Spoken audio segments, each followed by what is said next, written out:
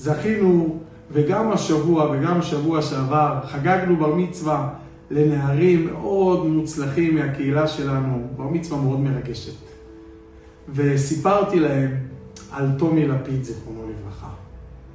בשנת 1944, 28 לדצמבר, בזמן המלחמה הקשה שהייתה כאן, השואה האיומה, מספר תומי, ישבתי יחד עם אמא שלי ועוד הרבה אנשים במרתף חשוך ומסריח באזור הגטו היהודי בבודפשט. היינו רעבים, פחד גדול, קושי שאי אפשר לתאר.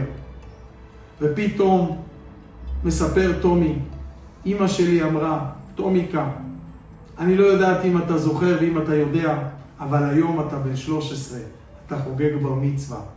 לצערי הרב, אבא שלך לא יוכל להיות כאן, הרגו אותו במחנה השמדה. גם לא הדודים והחברים לא יכולים להיות איתנו. אני כל כך מצטערת, אני לא יכולה לאפות לך עוגה, אני לא יכולה לחגוג כמו שאנחנו רוצים. ואז מספר תומי, אמא הוציאה בקבוק קטן של בושם שנל, שאותו היא שמרה בצורה מאוד חזקה. לקחה את הבקבוק הקטן של הבושם ושברה אותו על הרצפה, ואמרה, לפחות שלזמן קצר, כאן במרתף החשוך והמסריח הזה, יהיה קצת ריח טוב, שיזכיר לנו כמה היום הזה של הבר מצווה שלך הוא יום גדול ומיוחד. פה אנחנו רואים כמה כל יהודי משתדל לשמור על המסורת שלו בכל מצב, גם ברגעים הכי מפחידים וקשים.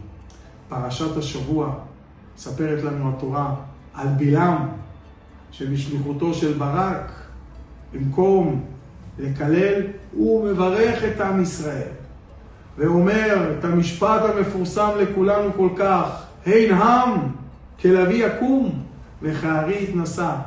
רש"י מסביר על פי המקורות של המדרש, שבלעם אומר, הכוח של עם ישראל, שהם מצליחים לקבל את כל הברכות החשובות, כי הם שומרים על המצוות ועל המסורת בכל מצב.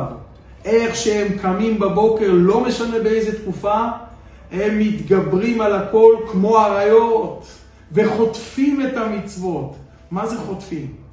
כשמשהו לא בא לך, אתה לא חוטף אותו. משהו שאתה מאוד רוצה אותו, אתה חוטף אותו. אתה רוצה מאוד מאוד להשיג את זה. ככה עם ישראל קמים בבוקר ולובשים ציצית ואומרים שמע ישראל ומניחים תפילין.